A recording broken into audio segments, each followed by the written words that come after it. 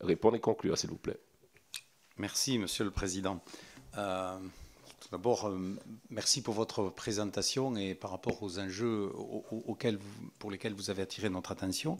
Je voulais revenir sur un des éléments qui ont été abordés par rapport à la problématique des espèces invasives et des difficultés que ça peut entraîner. Alors, c'est un phénomène qui est un phénomène mondial.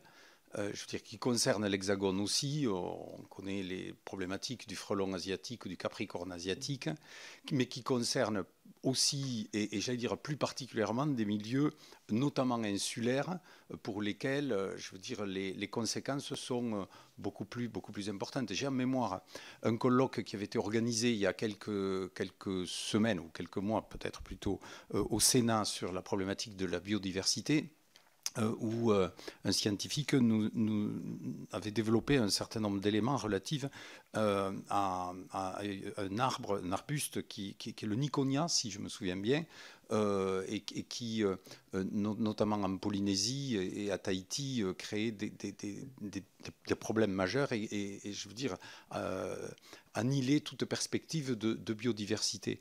Et ce qui ressortait, c'était que en fait, il fallait une action forte et précoce, parce qu'au bout d'un moment, ça nous échappait et la capacité qui était la nôtre à pouvoir agir était limitée. Et moi, je voulais en revenir vous nous avez dit qu'il y avait une nouvelle algue qui posait des problèmes et des difficultés. Je voulais savoir à quel stade on en était dans ce cadre-là. C'est-à-dire que est-ce que vraiment c'est au début et à partir de là, faut-il essayer d'avoir des moyens exceptionnels pour faire de telle sorte qu'on puisse éradiquer à la base le phénomène, ou est-ce que finalement, malheureusement, on ne pourra traiter que les symptômes et pas la cause de ce problème? Merci.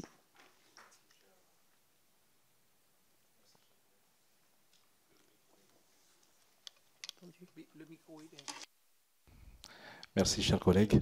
Donc, Monsieur le Président, on va finir avec la question qu'avait posée votre collègue concernant les algues. Donc, je laisse à mon collègue qui avait évoqué le sujet d'apporter plus de précision là-dessus.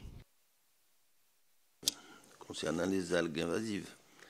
Oui, c'est-à-dire, juste un rappel sur les sargassins, parce que j'ai entendu là ce matin, les origines, vous savez, les origines, il y a deux origines au niveau des sargassins.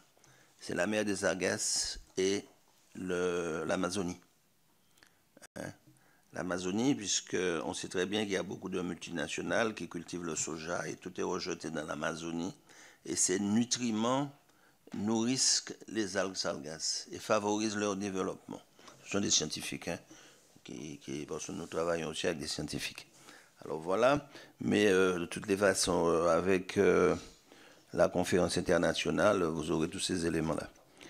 Là, concernant les algues invasives, depuis 2 ans, on a découvert que ces algues poussaient et risquaient de poser quelques soucis.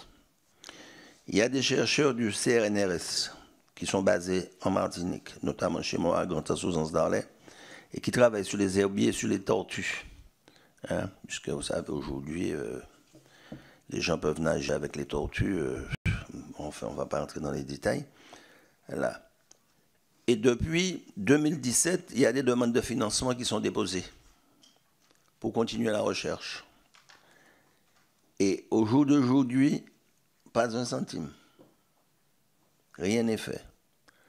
Alors, ils sont en train mais vraiment, c'est pratiquement le désespoir. Puisqu'ils attendent, il faut faire quelque chose et ça urge. Alors, certains sont entrés en contact avec moi. J'ai déposé des dossiers au niveau de la CTM, au niveau de la Martinique. Là aussi, si vous voulez, vous me laissez vos coordonnées et je peux vous adresser un dossier. Voilà, un dossier complet, un dossier scientifique. Vous aurez tous les éléments.